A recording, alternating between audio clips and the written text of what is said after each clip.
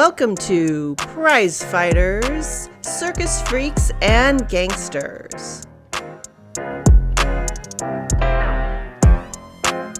I'm Greta. And I'm Jamie. And we are here to talk about some more of the new series of Shogun. Oh, yes, because while we are the 19th century podcast that just goes into the food, fashion, fun, fracases, fraud, and fisticuffs and other F words of the 19th century, we're doing 16th century and 17th century now. We are in Japan, in the Japans. And the Japans, they not only have food and fighting and fashion, they also have some of the other F words. This is a far cry now from the history of American food where these F words would never be discussed. Never. Nope, that's a little too E for everyone, but this is F for fun. Hell yeah, you went from Nintendo on your podcast, now we're in Sega. We're in the Sega territory. Sega-ver. Well, we're too cool for Nintendo. All right, so this episode is called The Eightfold Fence, which is hilarious because, to me, here we are, this episode is all about serenity, and yet this is, as far as I'm concerned, sort of the most action-y episode yet. Are you familiar with the Eightfold Fence that they discussed in this? I'm familiar with the Eightfold Path of Buddhism, but I had never heard of the Eightfold Fence. I don't know that this is what it would be called, but the concept it's talking about is very real. Okay, and what is that?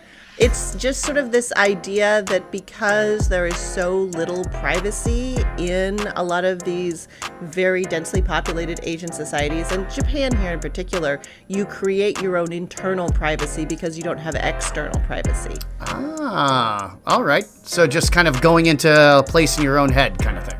Right, and then also there's an aspect of compartmentalization, and when we get to that part, I'm trying... Well, we can decide how much feminist theory I want to get into. But... Oh, I'm looking forward to it. I'm interested to see if there's a Western parallel in Western psychology. So this will be super very duper. Fun. Yes. But I loved the opening of this episode. And I had this very vivid flashback when it came on to this claymation movie that I must have seen 12 times through my time in K through 5 elementary school. It was this movie called either The Crying Red Giant or The Red Giant and the Blue Giant. It's been so long since I thought about it, I kind of had to look for it. And there's not any stills I could find, but it's this Japanese fable that's kind of well known. But the thing about it was this, in the claymation, there's like this very good depiction of just like daily life in a Japanese village. And I was like, oh my God, this is exactly the same. And just all of the everyday... Really? Yeah, and just That's all the cool. everyday technology that keeps a village like this neat and tidy and functioning at this high level. Where in the hell did you see this in elementary school? Because the only claymation we had was like... that horrible Christian one that was on Sunday mornings instead of cartoons. That nightmare. You remember that? The Davy one? Oh, yeah. Davy and Goliath. Definitely. Oh, yeah. That was the only thing that was on Sunday morning. The only thing that was on. Like the 700 Club or whatever, you know. But no, because remember... those old people with the terrifying teeth. So, remember, I went to elementary school in, the Seattle area. And so we had a lot of just like Asian facing awareness in sort of our educational materials. And so I think this was always pulled out for like, hey, Diversity Day, just kind of Asian awareness.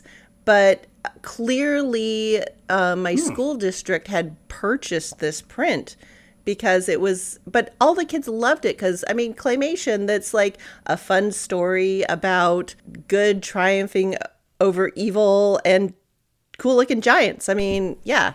That's awesome. Like I said, we didn't have any of that. I mean, we had Kung Fu Theater on Saturday afternoon, but that was about it. Oh, no, but this was a movie that would get shown in class. Oh, okay, gotcha. Yeah, because it was like a 25-minute kind of movie. Yeah. Remember, kids these days don't know about how exciting it was when, like, the movie cart was sitting in your room when you got into class.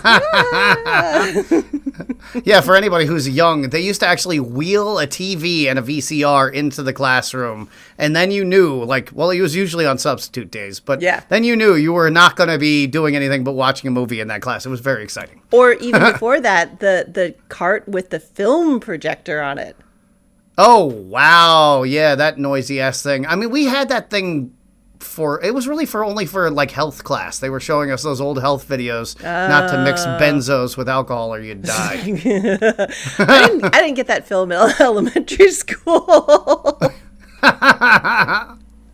And I didn't know what a benzo was until like 5 years ago. I finally just asked an adult. I was like, I was taking a physical, and I was like, "What in the hell is a benzo? Could you show me one? What is this? What does it look like? Do they bite? What is going on?" But yeah, so we get to see, like I was saying, a lot of like just the really cool tech that helps the world go on. You can tell this village is kind of like at the bottom of a steep cliff because the messenger has to run down those switchbacks. And the fact that this guy has like this special box and the quality of that paper is just pristine. And I'm thinking, this is the 17th century. Like, yo, the 17th century UPS guy was really cool because he was so to describe him to you guys, he's like your typical kind of Japanese laborer looking guy, except he's jogging everywhere. And there was actually a Zen art of running that monks developed in Japan specifically for traveling long distances to deliver messages. But so he was like a hobo with a stick over his shoulder that would have a sack attached to it. It's called a bindle stiff, but instead of the sack had a little wooden box on top that was like affixed to the top of it. So he's running with that, and then he like gets down on one knee and hands this wooden box that he's been carrying to the Lord, who then opens this beautifully calligraphied letter. Is that a verb? Calligraphy? Did I? Yeah, I would. That's what I would have said. Absolutely. And basically, the letter says, "Oh shit, the boss is coming." Yeah. Everybody look busy. and they do. And I've said I'm like a little bit face blind, and it takes something else for an actor to like really get in my head and be recognizable. We've never spoken about Lord Toranaga, and like he's a very famous Japanese actor. Have you clocked him? He looks incredibly familiar, but I didn't place him. So Hiroyuki Sanada, last weekend we watched Bullet Train, and he is the elder on Bullet Train, which also stars Andrew Koji. We got our crossover. Connection. Back to Warrior. And yeah, back on Bullet Train, you're like, dude, this guy knows his way around a sword. And so clearly, I'm good with a sword is on his resume. Oh, that's right. He's the father. Yeah. All right. Yeah. Oh, he's a badass. Yes. That movie's phenomenal, too. And so as a further connection, the 1980s miniseries of Shogun, the Toranaga role was played by Toshiro Mifune, who I had said that's kind of how they're styling Andrew Koji to look like in the early, Warrior episodes. And so okay. Yeah. So nice. Connections, all the spiderweb connections. All full circle. Yeah. Oh, and I discovered that our not Tom Hardy is New Jersey born, but he was raised in the UK. So yes. Jersey represent. So we're back in a boat. There's so much boat time in this series. I'm really sorry, Jamie. It's boats and hoes through this whole thing. And that poor woman who recently received her husband and baby in boxes. And they're like, "Hey, by the way, now that you're single, we got a job for you."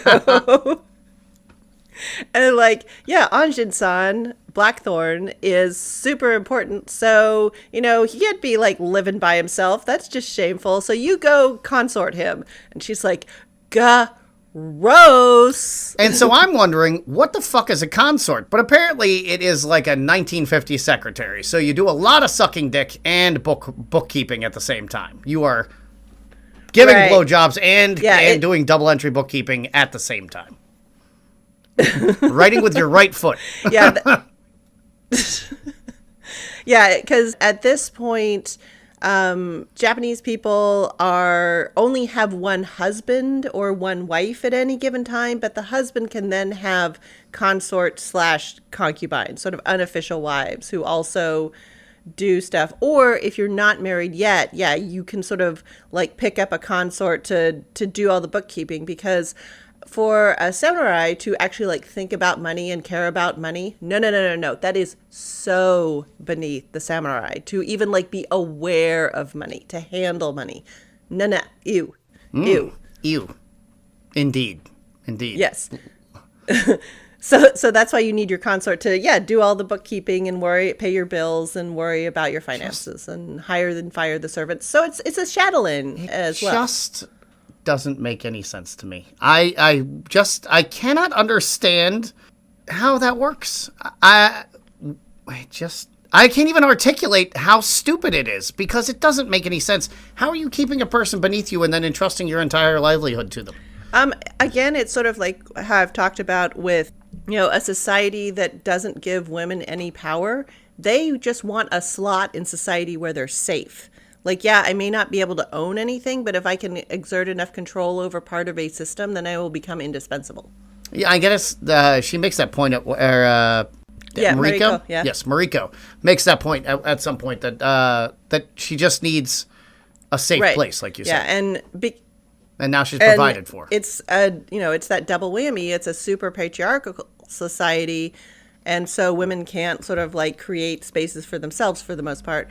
And then it's also a very compartmentalized society. So if like you don't have a spot, you're kind of doomed. There are a few exceptions. You were talking about sort of with like these ninja guys. There were a few jobs that they could have where somebody could be wandering around. But for the most part, nobody's just sort of like traveling the country. Like, that's suspicious as hell. All right, creep. You're sus. Walking around from town to town. Yeah. Yeah, and so unless you're like a Buddhist priest, everybody's like, well, clearly you're a bandit, so we'll just kill you just to be safe. The ways I would have died a million times over in any past time, it's just legion. And every day I learn a new one. Like, oh, you move around too much, dead. There is no way I would have survived to adulthood in the past. Not with my tongue. I might have made it without my tongue. Fuji-san is a lot better at this than you would have been, because she's like, all right, yeah, I really would like a space to be. Fine, I'll look after this gross giant barbarian, but only for 6 months, okay? Yeah, I like that she negotiated back with the daimyo, too. She's like, yeah, he want a year? Oh, he wants a year. He can go fuck himself. I'll give you 6 months. 6 months is all he's got. And there you go. Yep. And he's like, okay. And then we sort of get like the action pair going. We got Yabashige and Toranaga-san Nagakado. They're against each other. We've got Nepo Baby, and then we've got Hardened Warrior, basically. Yep. And the Nepo Baby, like all Nepo babies, is really desperate to prove himself to everybody. He is just... Yes. He's got his... any one of these guys that's in the news all the time. Sean Strickland, he's got it turned up to 1,000. Like, I'll fight the whole world, and I'm carrying a gun, and I hate everybody, and also women suck. Like, he's just trying to fight the world because he is so insecure. He needs that. And this little Nepo Baby is doing the same thing. Oh, and Yamashige is so excited to pull up to the village because Omi, kind of the head man of the village, has done him proud. And he's got the array of warriors on the beach.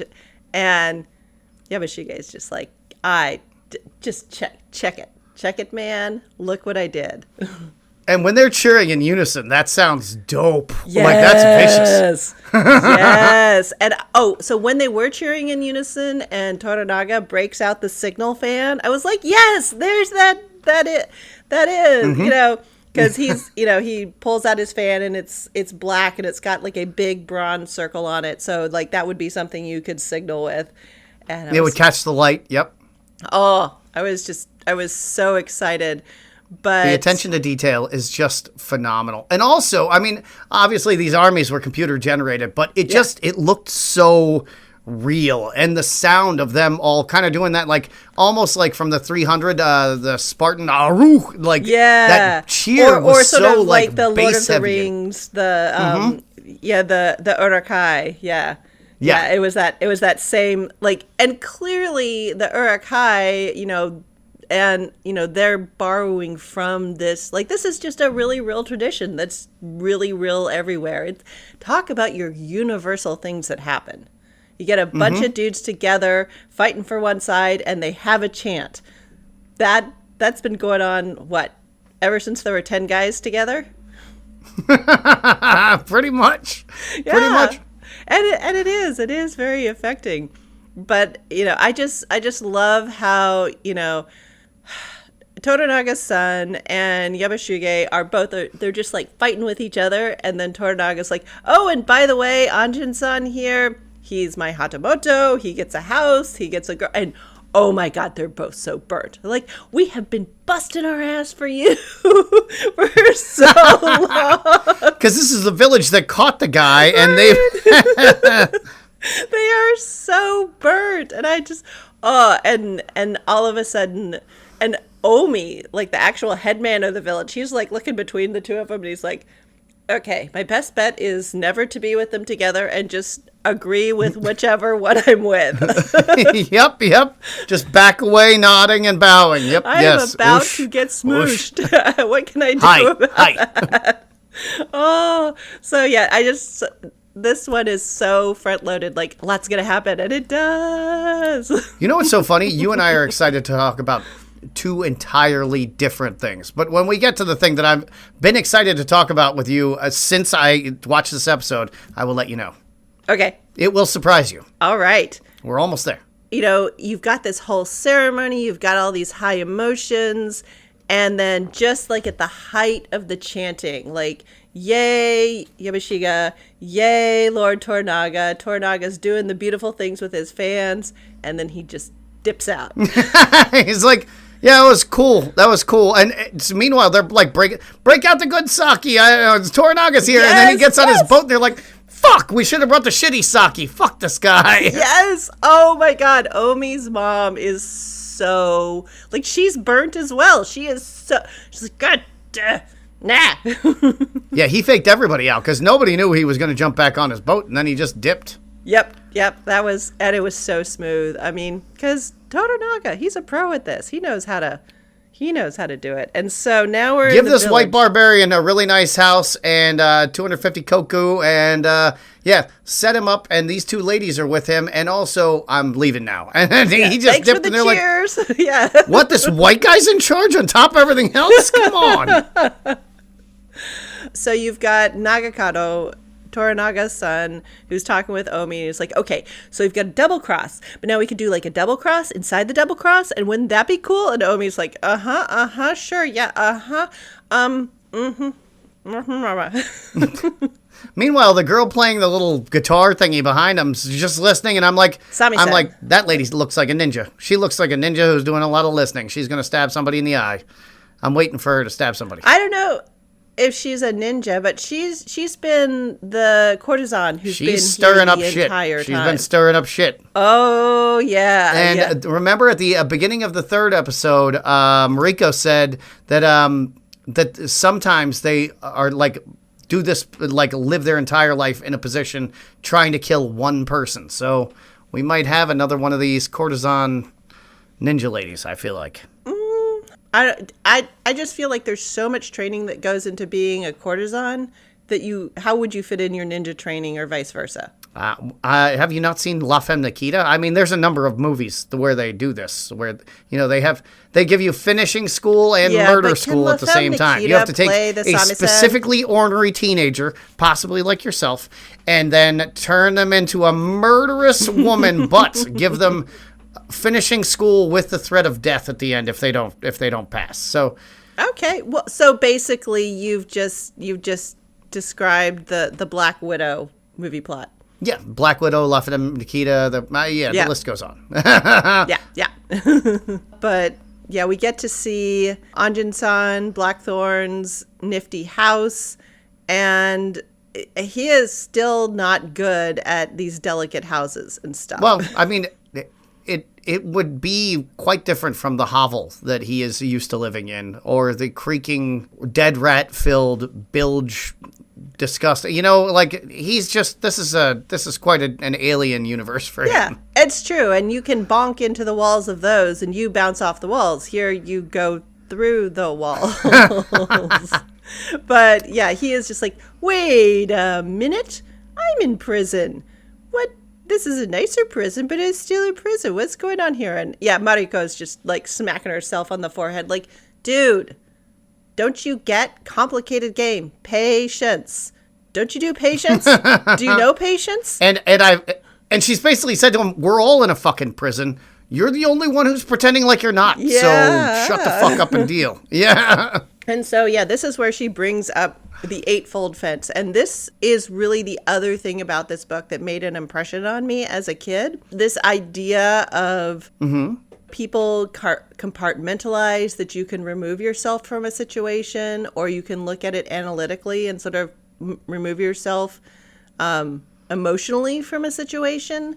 And like, there is so much other... Isn't that called being disassociated in Western parlance? Yeah, it can be, but there's disassociation where it's unconscious, like you're not doing it on purpose, like you just kind of do it, where there's more of an analytic thing, like, hey, for the moment, I'm going to take a step back here. Okay. And do this mindfully or do this thoughtfully. And so even though, like, a lot of people took this book when they read it as, like, super seriously and, like, oh, this is everything. And even at 12 years old, I was like, okay, there is a lot of hot nonsense in this book. But it did make me curious about this. And so eventually, you know, I didn't, like, get into meditation exactly, but just sort of this whole idea that you don't need to live sort of on the emotional edge at all times really, really affected me as a kid. And like, when I'm around people who are very controlled by their emotions and their emotions are very volatile, I'm like, deep breath, dude. Like, take a minute here. And so, yeah, people who are sort of like very volatilely emotional do make me uncomfortable. And I think I sort of like internalized this idea, like, no, you can have control over this at like a stupid young age. I don't know. That's awesome that you were that self-aware, especially because hyperbole is such an ingrained part of American parlance. The way we speak is we automatically jump to a hyperbolic state. We never talk about things as they are. We always give an exaggerated version of it. And everything's always a crisis. So for you to be like, right, you guys are all acting like maniacs. Why don't we take a step back? At 12 years old, when, you know, I'm running around like a psychopath, like, I have this much energy at almost 50. Imagine what I was like as a child. And my mom used to make me run around the house. I had to do 20 laps around the house before I was allowed to come in for dinner. Okay, I have done that to students at different parts of my life.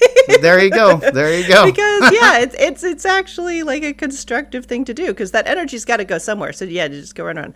But it works. This is where I was like, how much feminist theory am I going to get into this? Also at about 12, 13, 14, that's when I was being made aware really sort of forcefully that I was a girl person and not a boy person. And so even though like we're like post, 60s, 70s, like feminism, rah, it's like, but you're going to have to take second seat in everything. Like the chances of you being in charge are so little.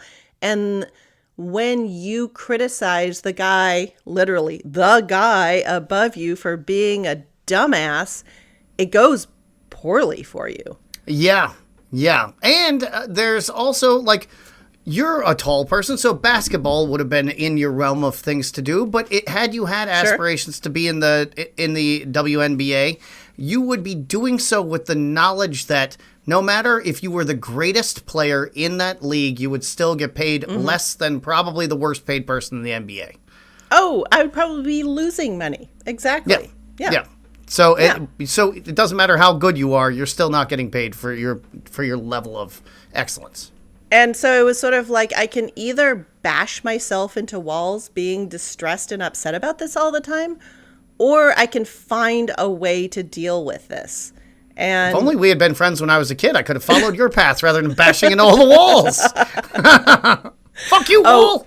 We might have hated each other. You would have been too hyper, and I would have been like, God, unwind, girl. What's your problem? Probably.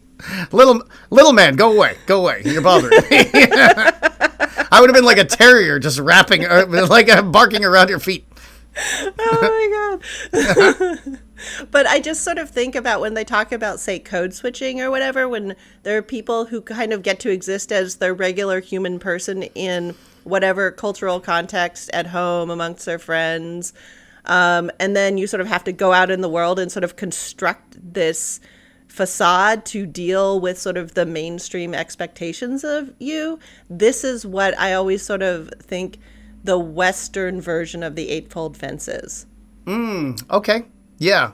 It's something that a lot of, and I'm not saying this to beat a political drum. I'm saying it as a fact. Sure. As a white man, especially as a white man who like comes from means, you don't have to adapt your personality or your behavior to any other situation. You just go into the situation. You're like, hello, I am here to do such and thus. Let us conduct this business. And you don't adapt at all. And it's actually hard to even conceive of having to adapt to it until you're forced to be in a situation where that no longer works, where people just don't respond to you. And that's such the fun thing here is from certain angles, this whole, like, all of the Japanese rituals and smiling and bowing and all of the blah, blah, blah, blah, it seems onerous, but, like, that's how they're all getting along in this fairly crowded island. Like, Japan, even in the 1700s, was, like, mind-bogglingly crowded to somebody coming from London. And they thought London was crowded. Well, the world population peaked really high right before the 1900s, right? And then Spanish flu and a couple other things, the wars and stuff. Really dropped a bunch of stuff Yeah. went down. But, you know, these are all these rules for, like, how do we exist in this sort of somewhat confined space and limited resources? And that only works as long as everybody is more or less playing along. And then you have somebody like John Blackthorne or the Portuguese who come in and start stepping through walls and saying, oh, you guys are so polite, I can just step over you. And, you know, that's as much of why Japan closed itself off to the world as anything else. Because they're like, look, you're going to break our carefully balanced system here. And to that end, and since you skipped over the thing about which I have been terribly excited to discuss with you. Terribly, okay. One of the rules which we see our hero break is the fact that he is walking on the moss. And at one point, he's in the garden, and he's just standing, and she's like, excuse me, please don't stand on the moss, it's disrespectful. And I paused it then, and I was like, what? What does this mean? What? Is moss sacred in Japan? And so I did a little research, but do you know anything about moss that you would like to tell me before I tell you what I know? No, I don't. But I definitely was like, they're in there losing their mind because he just like walks off the porch barefoot. And you're like, do you know what we're going to have to go through to get your feet clean before you can come back and say, God damn it. Yeah, so he walks through their rock garden, which has been carefully and meticulously laid out and then arranged and you know, they've raked it and everything. Cared for, tended, cultivated, adored, read poems to. Yeah, the whole So 9 yards. the Japanese have they have a type of aesthetic. It's called wabi-sabi. And it's an aesthetic that places a premium on imperfection and also not just imperfection, but like asymmetry and things that are only around for a very short period of time. I guess that's why they like orchids, because they bloom just, you know, you have to wait 20 years for an orchid to bloom. Right, and the whole cherry tree thing that like they have, like you're almost to the peak, and then you have the peak, and then like, poof, and then it's gone. Yes, impermanence, exactly, is that it really is part of the aesthetic. And moss takes a really, really long time to grow, which I did not know. And well, in some places. not in sunny Seattle, huh? Right. The north side, baby. But anyway, What is the function of moss as a like in the ecosystem? I, I don't know, but it's sort of like where it kind of lives. It works as a ground cover. It can work as a decomposer, so it stops the soil from slipping away. It's a habitat for a lot of bugs. Nice. No, it's just like another plant, I think. And then some mosses are very resistant to cold, and so they can also be a food source for animals in the coldest part of the year. Yeah. And they're antibacterial, so you can pack wounds with them, and it'll actually prevent infection. Well, certain Only kinds some of them. moss. Yeah, Yes. yeah. So there are 12,000 different kinds of mosses in the world, and 2.5 thousand of them are in Japan. And because the Japanese love their gardens and they love tending them over time, but like, again, the impermanence of it, they don't keep the arrangement the same way. They modify it over time. And moss grows asymmetrically, and it grows incredibly slowly. So it's something that's gradually tended over time, and they appreciate the fact that they're able to help this thing grow to its full prominence and all that, but also in that it's a three-dimensional crystalline structure that's fairly fragile. So you while you can walk on it, you won't damage it. Heavily treading on moss will damage it. And so but it's the same as a bonsai. Like they're tending for this tiny plant that it doesn't really need that kind of attention, but when you give it that attention, it kind of takes on a new life. And so that's really, moss is a big deal to the Japanese. I can see that because of their sort of affection for and appreciation of sort of really unique and interesting rocks. And so then you get the interplay of the rocks and the moss together. So okay. All right. So we have all these moss removal services in the United States. That would give Japanese people heart attacks. It would depend, I think. Seattle moss isn't like Japanese moss. Not the moss that takes over your roof and you want to get it off there so your roof lasts longer. But the Japanese would be like, no, you just have the wrong roof, or you built your house in the wrong spot. Yeah, you're living in the wrong place. That's where the moss lives. Yeah. So, very cool. I wasn't aware of sort of the moss importance, but there are a ton of Japanese gardens around the Seattle area. And yes, there is always that element of it. And when they're walking into and out of that house, you can they do frame a couple of shots where they show Fuji-san and Mariko-san, carefully doing that little like doot, doot, doot, doot, doot, doot step where they're stepping on the rocks very precisely. And as you mentioned, with the Japanese garden, you always see moss in the garden. No Japanese garden is complete without moss. It's not a Japanese garden if it lacks moss. Interesting. It's sort of like one of the essential elements. Very cool. Because humility is like one of the biggest parts of wabi-sabi, and moss is considered to be the most humble of plants.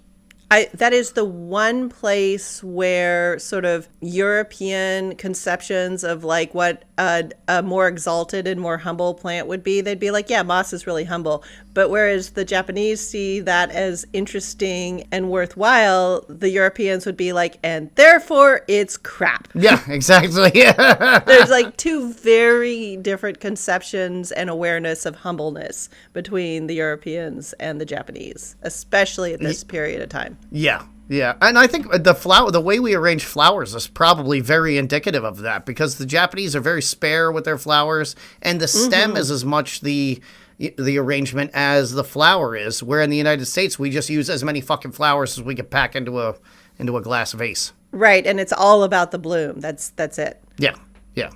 That you see no green. It's just you just see flowers, as many flowers as you can fit. 19th century flower arranging. I mean, that is a whole art. And yes, bigger is definitely better in 19th century flower arranging. Oh, was it? Oh, yeah.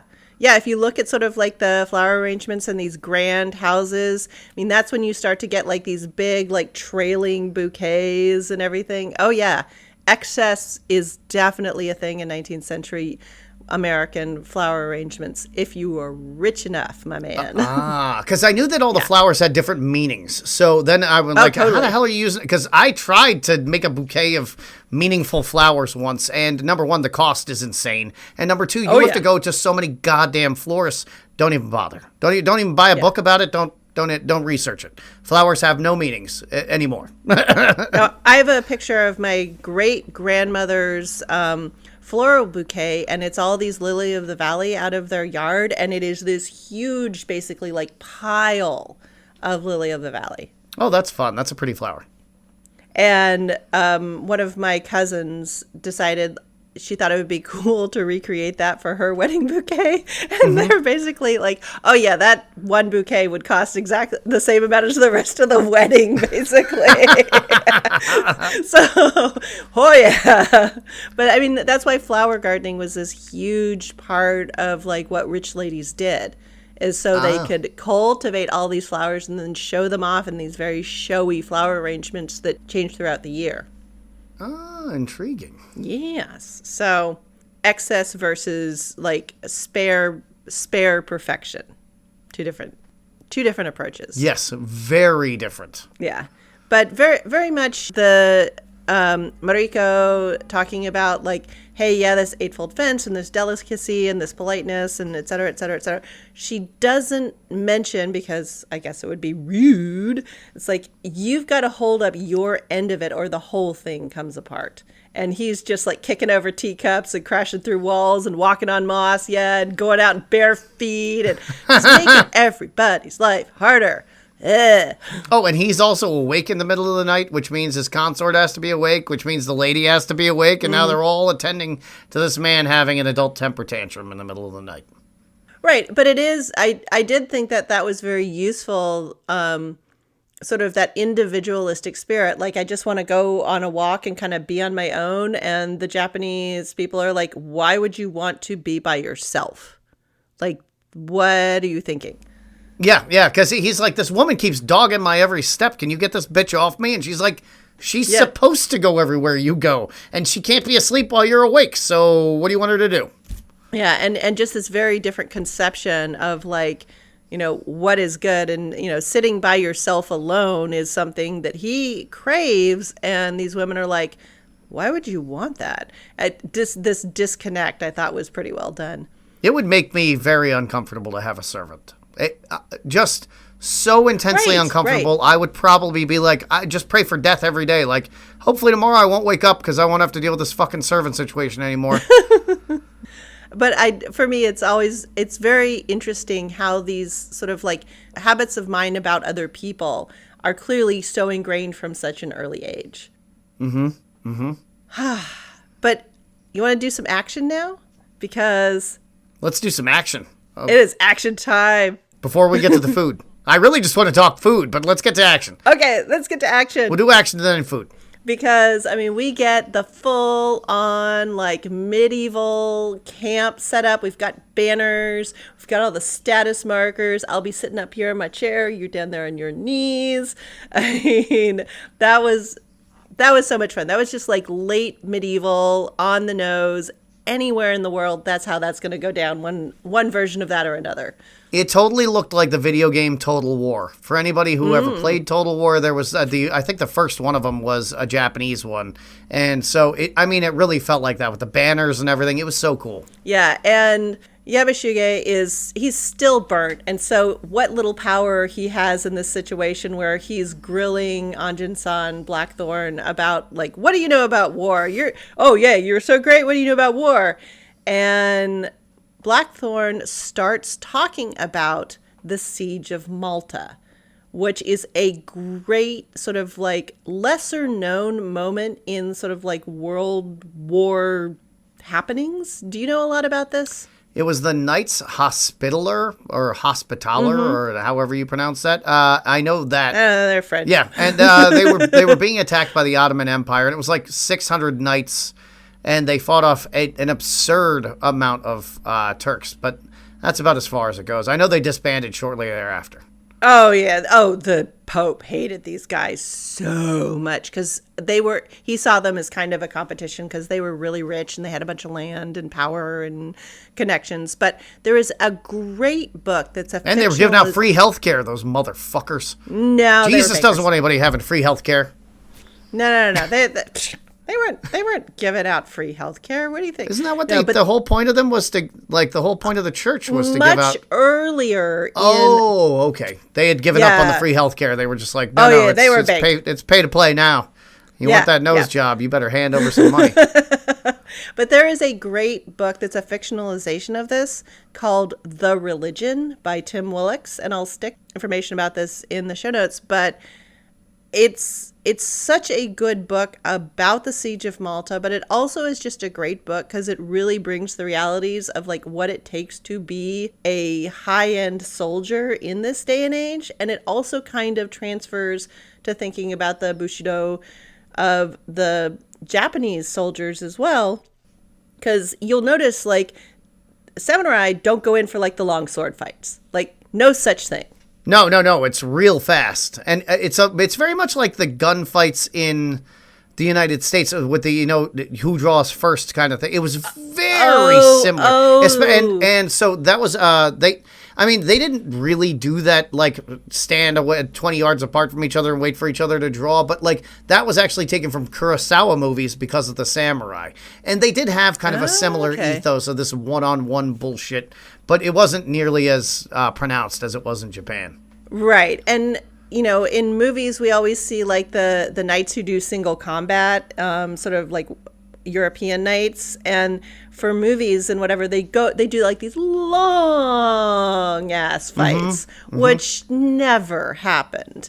And nope, it was 2 moves. Yeah, and it's really sort of talking about like being in a fight to the death is incredibly stressful. Like it takes a lot out of you.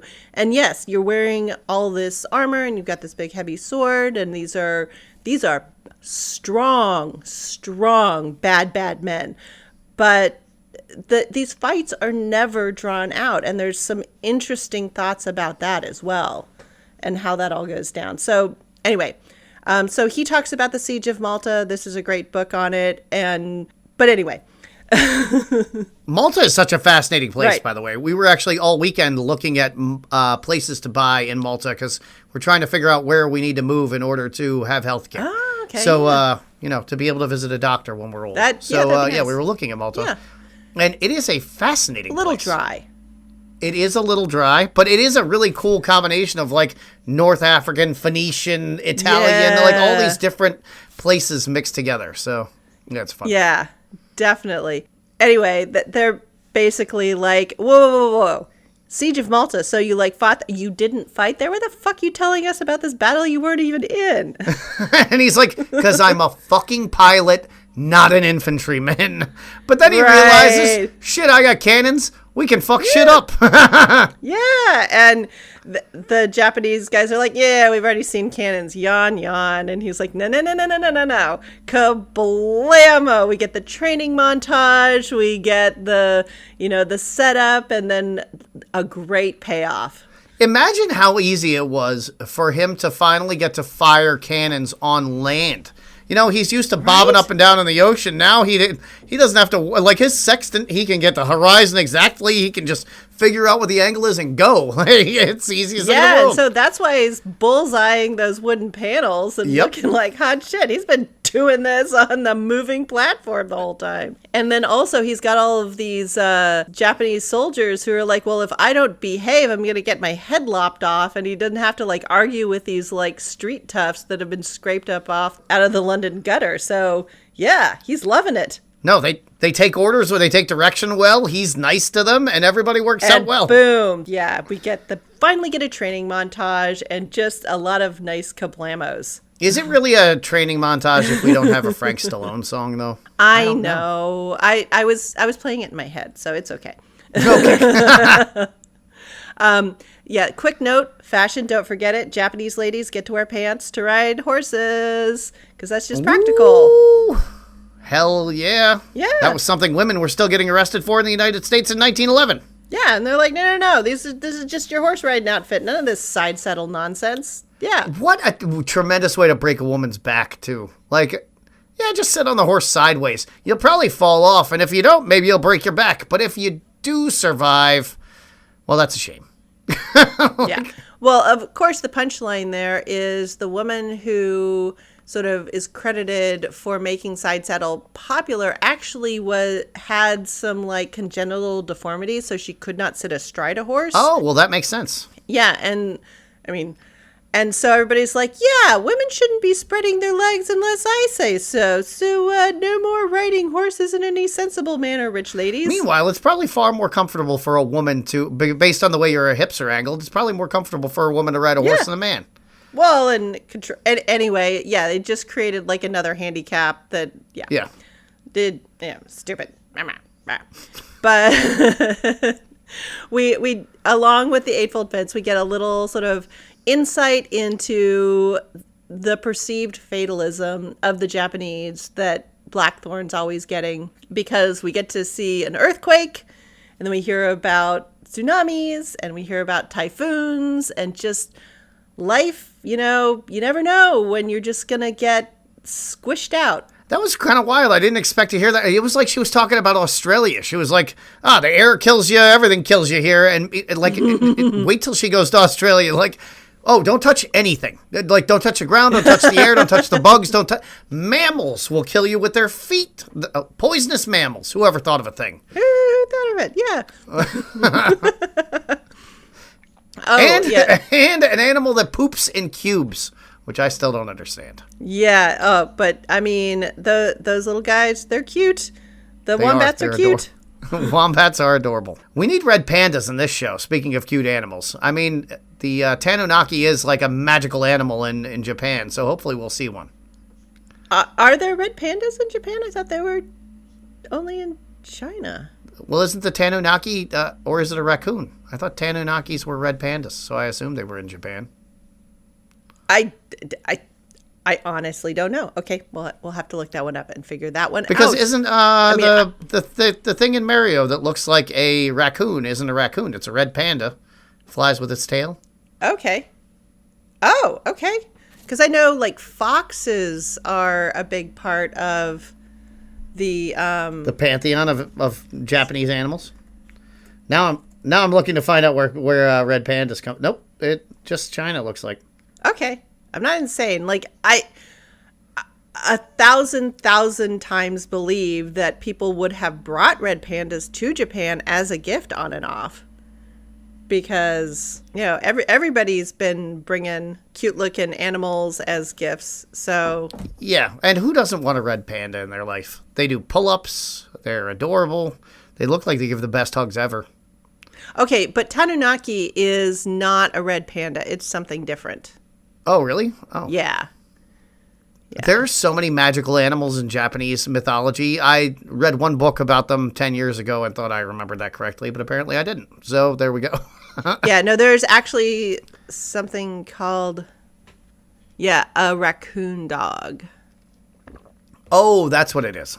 Yeah, but because, like, the red panda iconography is out there, I think when it came to, like, the anime and the video game depiction, they just sort of, like, smooched into one thing. Kind of like how the Pegasus went bye-bye and just got merged into the unicorn. Right, yeah. Yeah, one thing was cool, and so, like, we got some hybridization in the cutifying universe.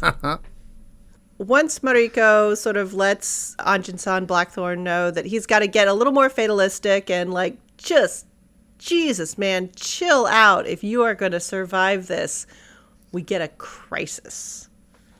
And that is the announcement of Jozen is coming to spy. And, yes, this is where everything starts to sort of come together, fall apart, something or other.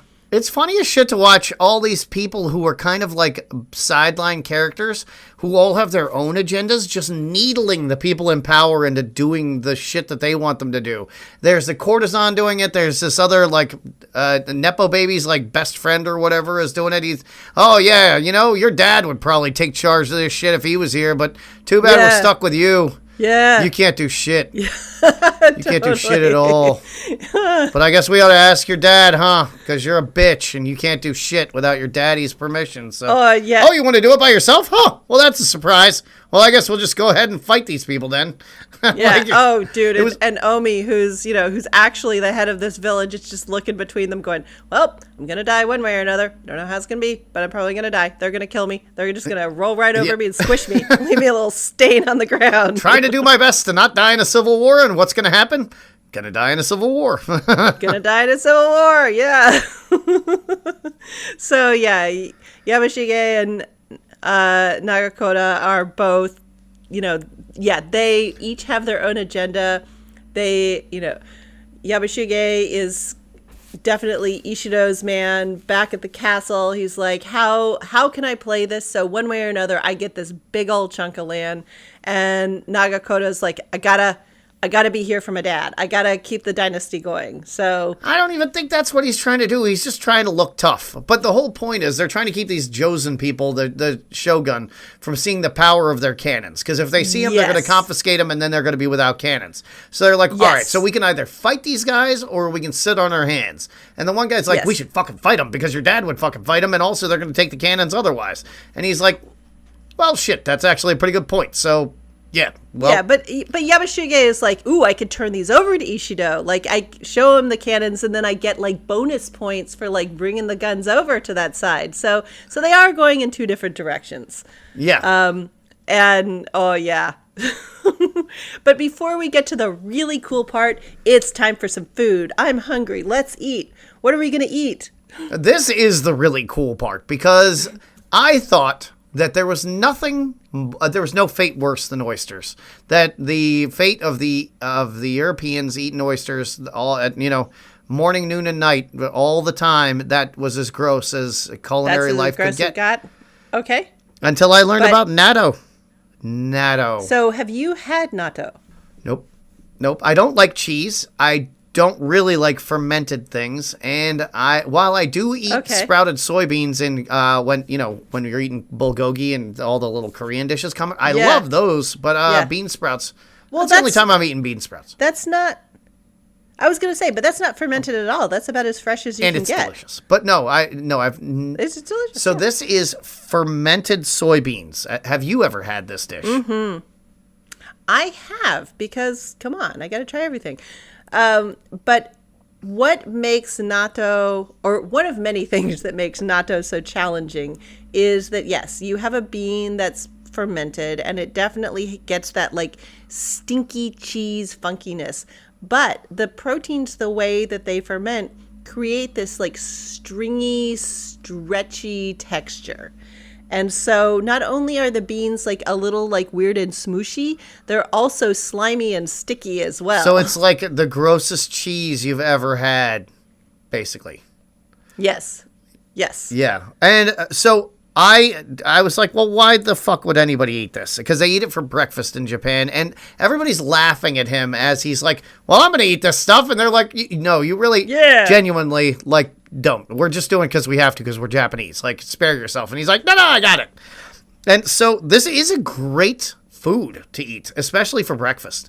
It is really, 50 grams of it gives you 110 calories. 45% of those calories are from fat, 35 are from protein, and 20% from carbohydrates. So they eat it with a little bit of rice or with rice noodles or something like that. You're getting extra carbs. You're getting a really balanced, healthy, nutritious meal from this. And fermented foods have their own benefits as well, right? Right. And this has like a threefold goodness as far as the Japanese are concerned, because the light fermentation that's on it keeps it preserved. So again, no refrigeration. And so this is like a fast food. Just like in the morning, you can go in there, you can dip some out. Like it's prepared. It's done. It's ready to roll. Yeah. Unlike a lot of other Japanese food, which and then also just sort of keeping it around, you just kind of have to keep it in a nice cool place. But also because it's fermented, a lot of the cellulose, the parts of the plants that we as humans, because we only have one stomach, can't digest, the fermentation breaks that down some and makes a lot of the nutrients more accessible, or the trendy word, bioavailable to our puny human digestive systems. A pox upon the biohackers. Just a pox. And and sort of on one hand, it's like got the stinky cheese equivalent, but it also, a good way to think about it is a Vegemite or Marmite, in terms of like you don't take just like a big old spoonful of it. You those are both best enjoyed as like a thin layer on a carbohydrate, like on toast or something. On a cracker or something. Gotcha. Right. Whereas like natto, like you said, is eaten with rice. And so I guess like roe and things like that would fall into that category as well, right? No, it's a those have fat a much and protein more source. Okay. Nutritionally, sure. Yeah. All these delicacies started out as something that everybody ate all the time, and then it became a delicacy because everybody's like, that's fucking gross. And they're like, well, it's tradition, so let's keep doing it. There you go. I was going to say roe has a much more delicate flavor than natto, whereas natto has a very punchy flavor. So have you... I'm going to treat you like that guy who just lets animals bite him and, ranks the stings. So have you had like 1,000-year eggs? What other have you had the Vitruvium or whatever it was, that old, the Roman fish gunk? Oh, garum? Garum, yes. Yes, okay. So I have had like the century egg thing. Yes. And again, like you don't just eat it like can you please explain to everybody what a century egg is so they really can understand how gross this is? Okay, so once again, no refrigeration. People had to come up with ways to keep eggs good for a long time, because before we had electric lights, chickens and ducks and everything would only lay eggs for a short period of time in the spring. And one way to preserve them was to sequester them from oxygen. So you put it in liquid. But if you just have water, it gets mosquitoes and moss and gross stuff in it. So you dope the water with a chemical. And so in the case of 1,000-year eggs, it would be a basic salt. And so basically you're creating a basic bath, a high pH bath, to keep the eggs in so they don't go bad. And the basicness of the bath and then over time it wouldn't just be a bath, they'd just be rubbed in salt and wrapped in something. So you're just brining the eggs for 100 years? No, it's just called that. I mean, yeah, Chinese food names are always given like these great sort of grandiose names, and so it's like 1,000-year eggs. No, it's a couple weeks, dude, or a couple months. Oh, okay. But I thought that was a Korean thing, or is it also Chinese? It's sort of that whole peninsula there. Okay. Like it's anywhere where there's a red panda, possibly. There you go. That's a great way to put it. But it's basically the gefilte fish, of eggs. You're just using the gefilte fish of eggs. What does that mean? Oh, well, that's where you take fish and you preserve it by putting it in a basic solution. Oh, I thought gefilte fish were like sardines. No. Oh, okay. But no, it's just a way of preserving eggs, and the century egg, the 1,000-year egg, it's partly to make it seem more special, but it's also an acknowledgement that like you can keep eggs this way for months during the time when your ducks and chickens and other domestic fowl aren't laying, because it's not egg laying time. Gotcha. Oh, you know what? This is natto is exactly like that Icelandic shark's fin. Yes, it's sour shark. Yes. Yeah. Have you had that as well? I have not. My sister has. Oh, okay. And she's so I'm curious, how does that important. rank against natto, I wonder? You'll have to ask her. Because of the urea stink, I would say it would be worse. And then the ammonia stink is worse than a Roquefort cheese, like feet and ass stink? Ooh. Well, and then also sour shark is like chewy. Whereas natto and century eggs, you can they just squish into whatever you're doing, and you can just swallow them down pretty quick. Some enterprising individual ought to combine those 3 ingredients into a single dish and give it to their little brother or sister on camera for them to eat, and we can all watch that child throw up until they pass out. Just being in the room with that. Imagine being in the room with that smell. No. It would be like being in an open sewer. Between the ammonia smell of the fish They're going to ban us from smell-o-vision as well. That's your hope. That's your hope. I'm getting you there. I'm getting you that brass string banned from smell-o-vision.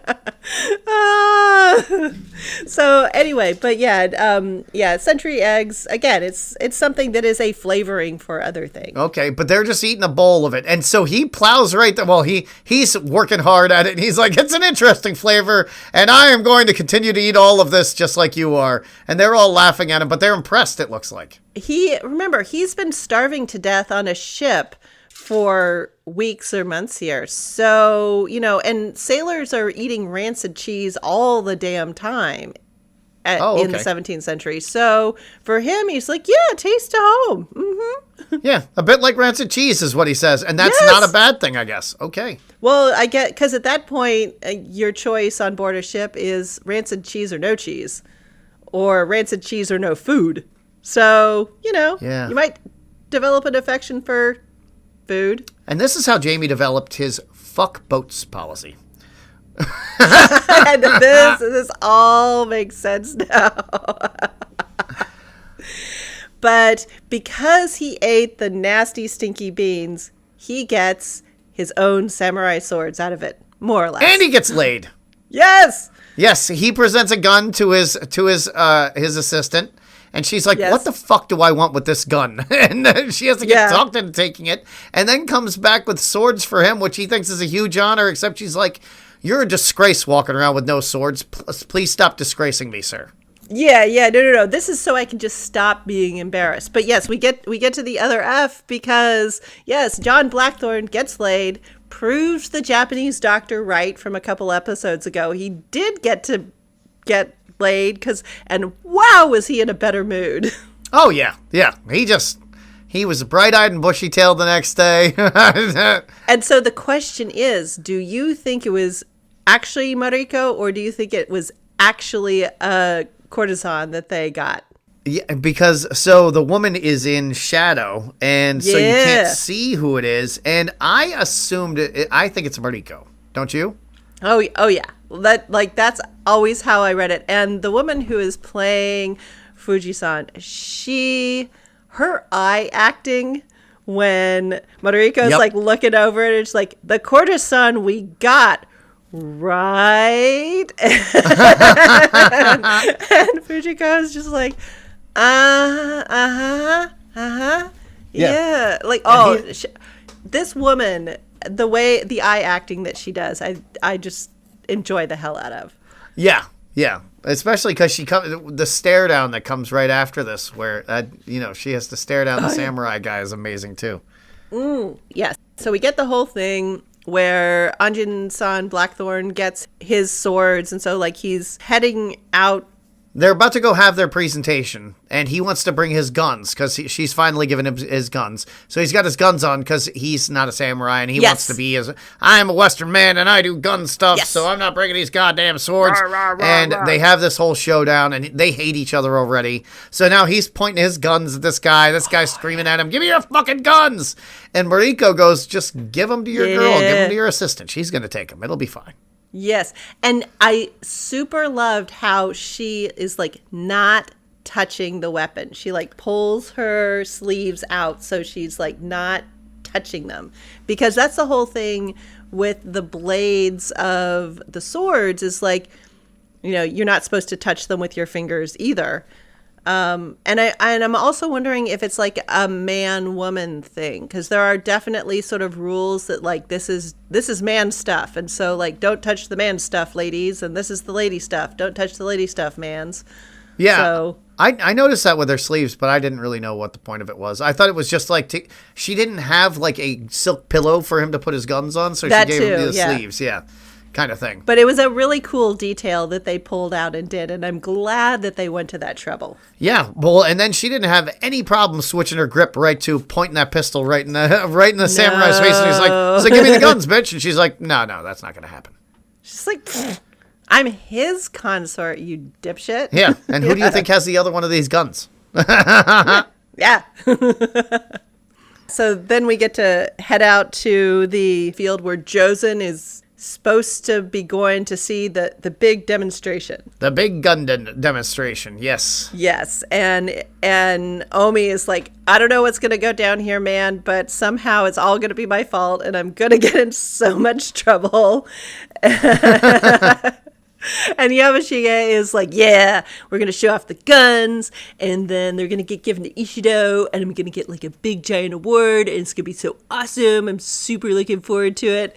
And Nagakoda is like, I am not just going to be a Nepo baby anymore. I have a plan. So this is a really interesting, there are so many different layers of like intrigue going on, because there's a different thing going on here than there was in Europe at the time, because in Europe, if two groups of people fought each other, like say the Swiss fought the Italians, they would fight, and then some people would die, and then they'd move on with their lives. But whoever was alive would stay alive. If a person got conquered, or if a person lost a battle, that daimyo who was in charge, if he lost and lost badly, not only is he going to die, they might kill all of his retainers as well.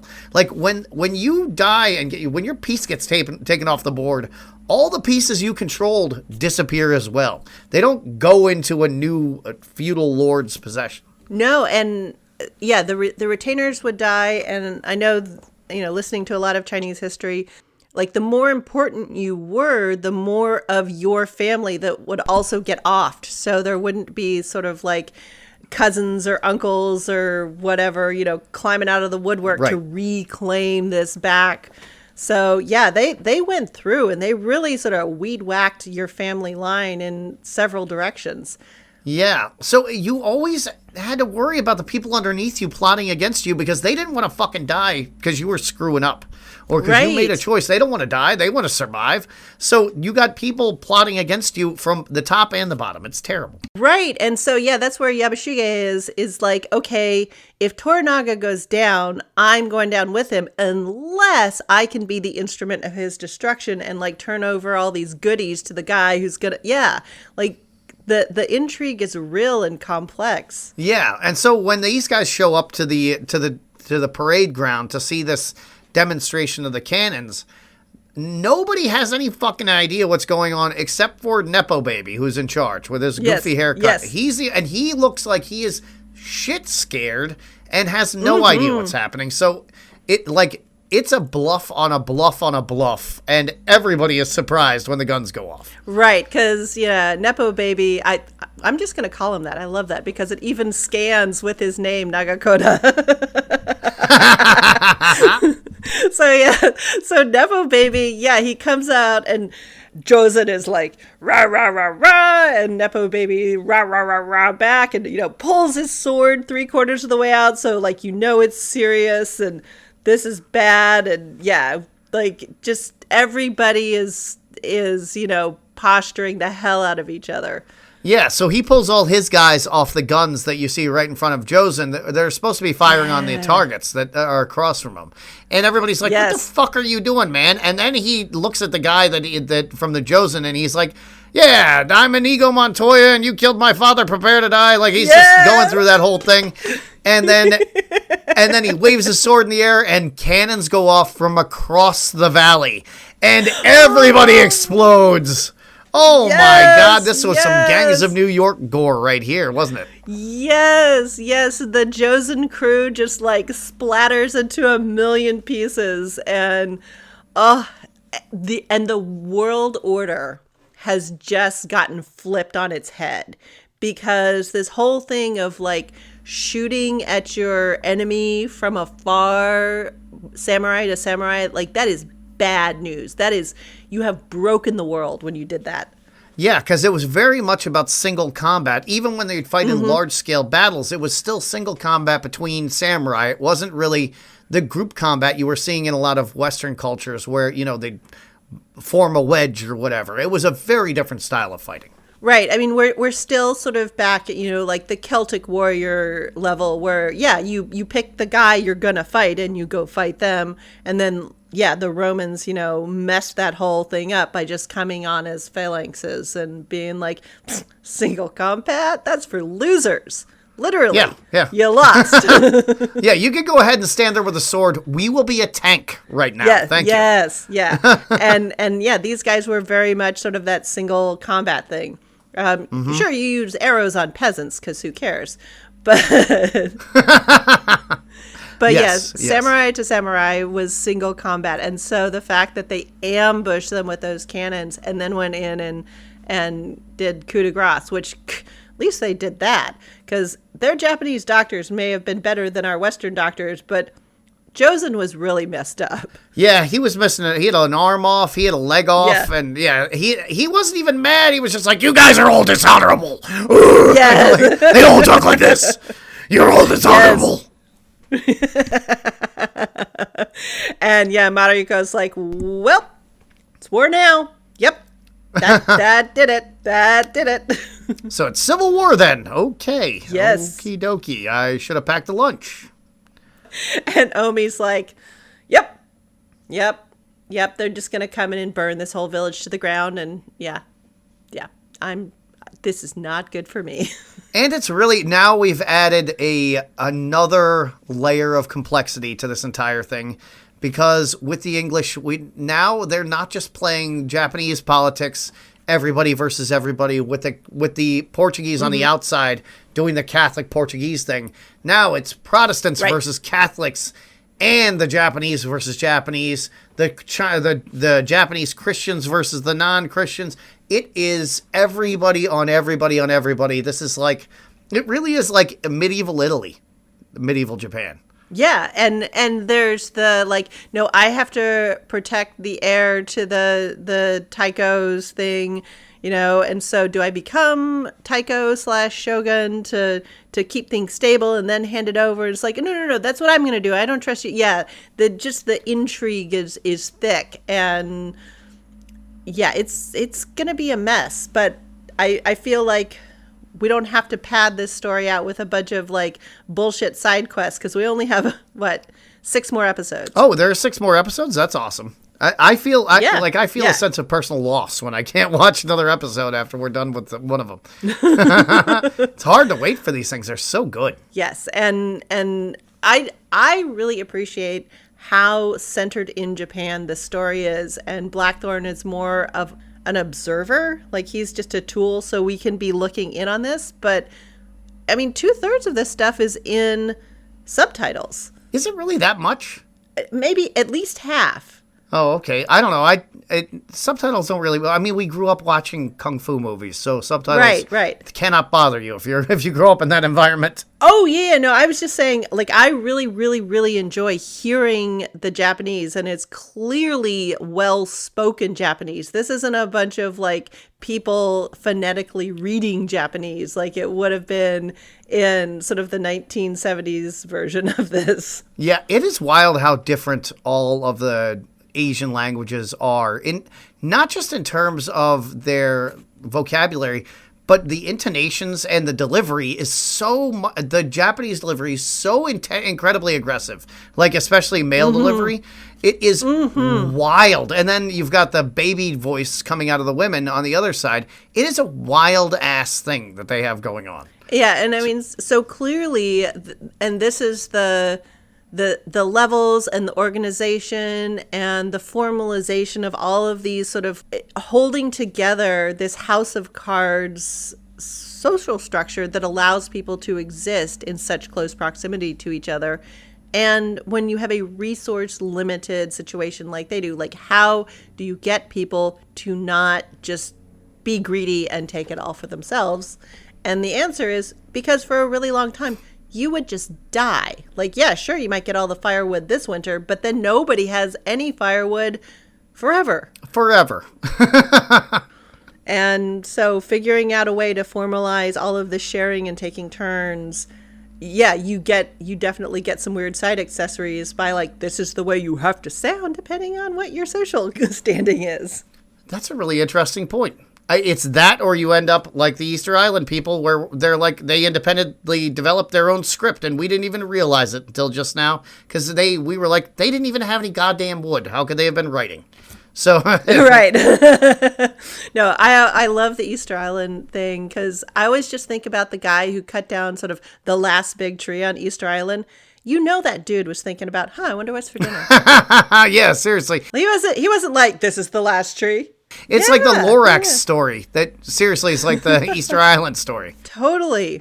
Well, we finally got action. We got a lot of food fun. We got a training montage, which always makes an action movie better as far as I'm concerned. Mm-hmm. Yes, absolutely, always. And we have even stronger connections to our starting point, Warrior. So what more could we want? We got another F, firearms. There you go. Yep. Yeah, get your mind out of the gutter. Oh. Although one of those F's was fucking. Totally. There was some. This episode, previous episode. Yeah.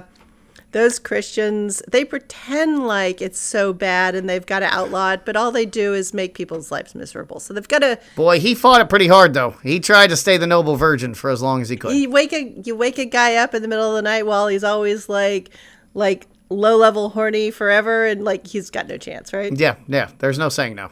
No. All right. So... well, we got to wait around for the next episode. Where can we find you on the internet? I am on the Instagrams at Plague of Strength, where I post daily about exercise, mostly. It's all like lifting history and martial arts history and things of that exciting nature. And how about yourself? Well, I just got to say, you have been putting out some really funny stuff recently. Like I have. Thank you. I appreciate it. I have definitely been enjoying some of the angles that you have been taking at what is an incredibly complex but often oversimplified part of the world. I mean, lifting to us outsiders is just kind of like one thing. And you're like, no. So much more here. And a lot of it is hilarious. So come on in. It's kind of like how I used to look at all the kind of like the history you like, the quote unquote girl history that was like, who gives a fuck about the food history? Like, do you really care about that? But you don't understand what was happening in that time period unless you really realize what they were eating.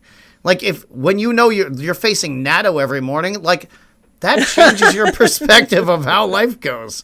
It totally does. But yeah, no, food history is great because now you understand how we went from ice houses to railroads to McDonald's. Like, it's all connected. It's all connected. And it's the same with lifting culture. Lifting is part of the culture that we think of when we think of music and movies, and lifting is part of that. It's integral because it's always, these people have always been entertainers, and they've always been helping to drive our cultural mind. And like the zeitgeist is filled with these muscles that we never really think about because they're so inculcated in our minds. It's like part of what we think of as human is human muscularity.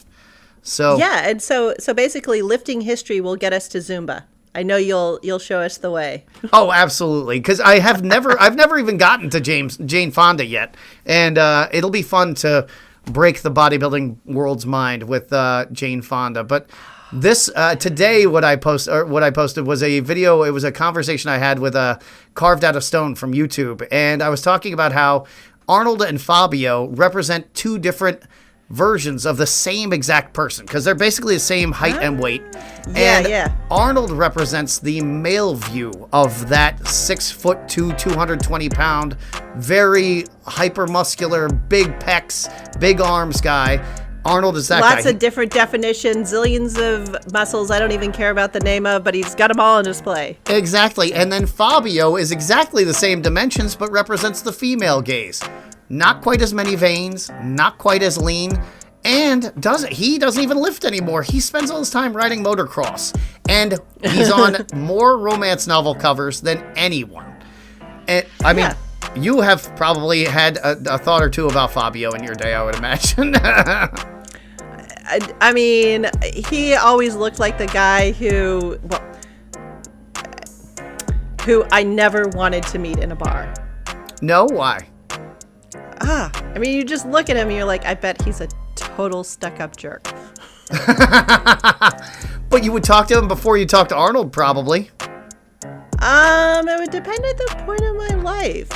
But then again, here we are doing this podcast. You can already tell I'm not sure. I'm not like other girls. I'm kind of a weirdo. Well, you do enjoy a romance novel, and Arnold has never, to my knowledge, been on the cover of a romance novel. That's true. That's very true. Yeah, but go ahead. Yeah, I was going to say, but I was never really into the damsel in distress version of romance novels. Oh, is that, I guess that's, those are those bodice rippers or the damsel in distress ones? Right. I'm looking for somebody to scoop me up and solve all my problems. No, I was always in the blue stocking end of this. Like, I'm undervalued and I'm going to go make my way in the world. And I got to find a guy who's like into that. Oh, all right. Well, see, but Fabio could fill that role because he looks like, you might have to rescue him. If he runs out of conditioner, he might, and he doesn't look like he can change the oil. So he's going to need your help with that. You're changing a tire? Fabio's not going to want to fuck up his nails. So it's true. Stand there, hold the nuts while I exactly actually change. But he's definitely still going to want to go shoe shopping with you when you're done. So he represents the best of all possible worlds. But we never try to emulate that guy. We're always trying to emulate Arnold, who is never around any women in a movie, I might add. So no, the closest he comes is, I think, Kindergarten Cop, and boy, does that get him flustered. Exactly. Aha. All right, I can tell you tons and tons about old American food, and I am starting on the 19th century when ice houses and railroads and boxes and American food becomes recognizable as what we think of as American food. That's really what happens in the 19th century. So what is, if you were going to travel into the 19th century, and we'll say we'll plop you down in 1889, and what are you going to sit down in a restaurant and order? Well, first of all, I'd have to have like my brother or my dad or my fiance or my cousin with me, because as a woman, I couldn't just like walk into a restaurant unaccompanied. Oh my God. No, especially not bonnetless.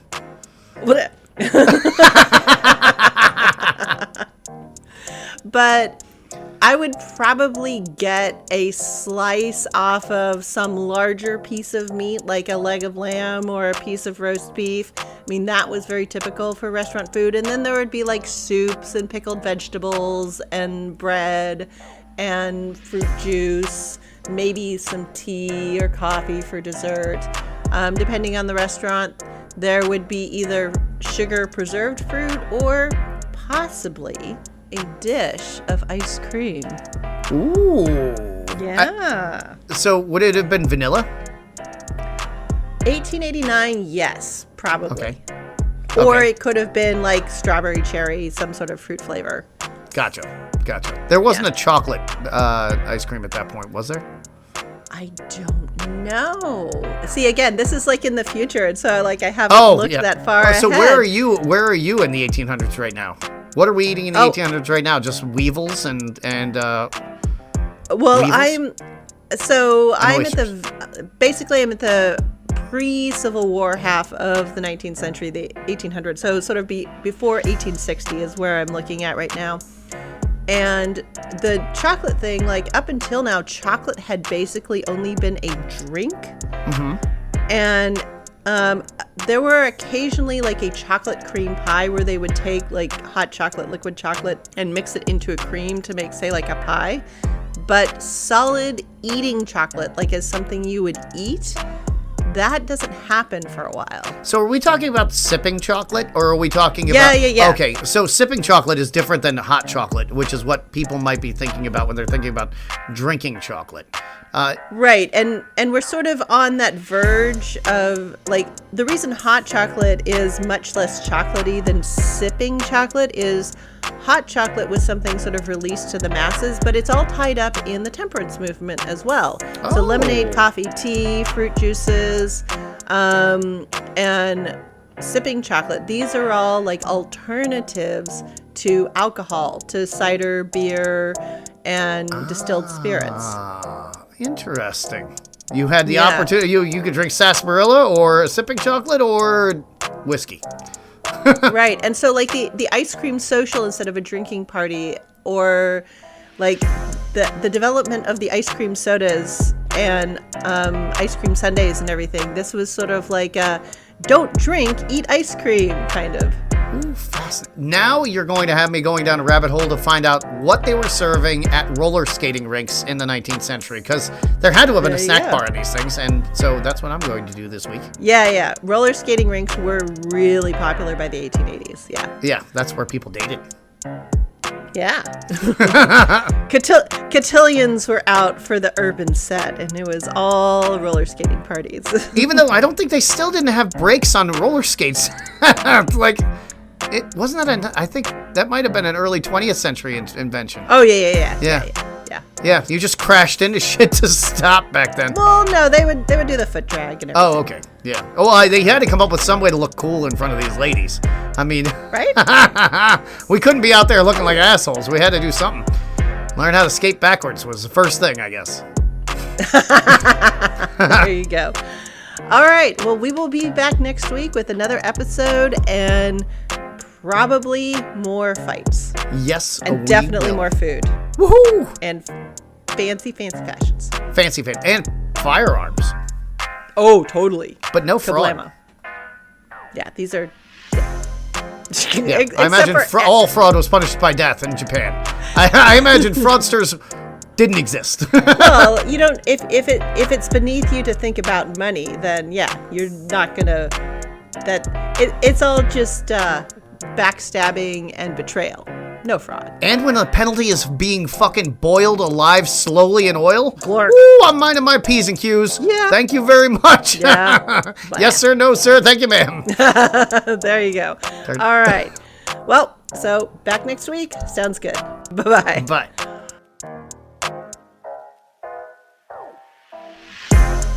We're on Instagram at PCG Podcast.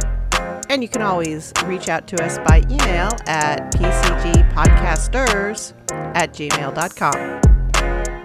And you can find more dope beats like this one from royalraven.com.